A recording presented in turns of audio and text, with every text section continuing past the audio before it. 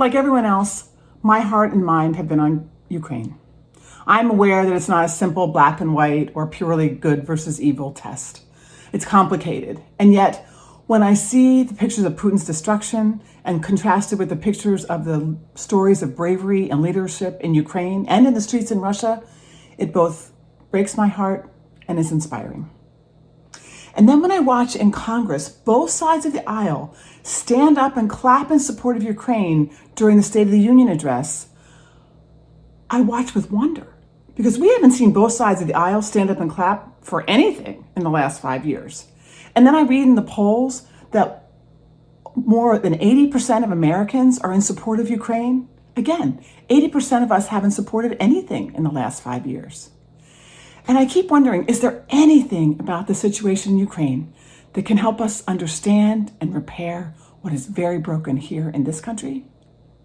And I think, wait, maybe could it be that Americans of almost all stripes do actually care about democracy?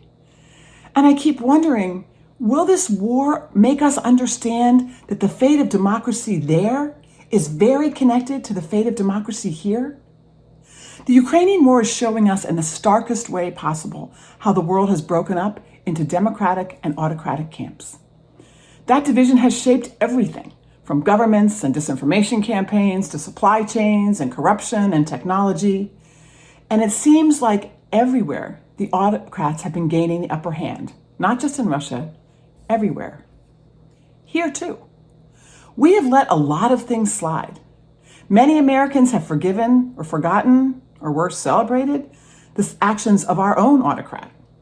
In our pursuit of decadence or indifference, we have watched 19 states pass some of the most restrictive voter suppression laws in the country. We wring our hands and accept that we can't really do anything about the influence of money in politics or corporations or foreign governments or autocrats in our elections. We watch and wonder as our political districts are gerrymandered out of any competition at all and just hope against hope that our side is going to be in control of the map. It turns out that Maine and the United States and much of the world has been marching in an anti-democratic direction, allowing more and more autocracy in all facets of our life. In pursuit of what? Greed? Power? Money? Yeah, all of the above. So I wonder, is it too much to hope that with the bombing and bravery in Ukraine, that we are getting a jolt, the proverbial ice bucket of water poured over our heads, to stop this march towards autocracy and to decide to recommit to democracy again? To decide that we are not going to wait until we have to take to the streets or make makeshift Molotov cocktails in our basements to repudiate this shift to autocracy, to save our democracy? Can we harness this moment of unity here in the United States about the starkest frontline conflict between Putin's autocratic regime and the fledgling democracy in Ukraine as fuel to save our democracy right here at home? Honestly, I don't know. But to me, one thing is clear. If we are going to save democracy, we cannot leave it to somebody else. We have to take on the fundamental issues of democracy here, every damn day.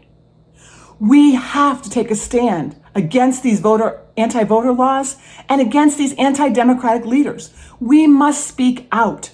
We must take a stand. We must stop the march to autocracy and reclaim our democracy right here, right now.